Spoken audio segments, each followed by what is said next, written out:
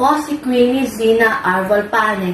Nandito ako ngayon para sa weather report ng Tropical Cyclone Winds Signal number 2. Ito ang ating mararanasan. Una, katamtamang pinsala sa bahay na yari sa kahoy at hindi maayos ang pagkakabuo. Pangalawa, matangay ang bubungan. Pangatlo, masira at maputol ang mga kawad ng kuryente. Pang-apat, mawala ng kuryente ang ilang lugar. Pang-lima, mahinto ang mga pampublikong sasakyan.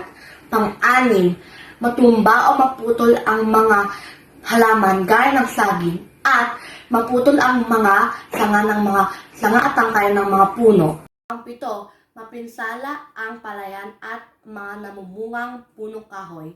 At panghuli, mawawala ng pasok sa preschool, elementarya at sekundarya. Muli, ako si Queenie Zina Arvolpane para sa Weather Report.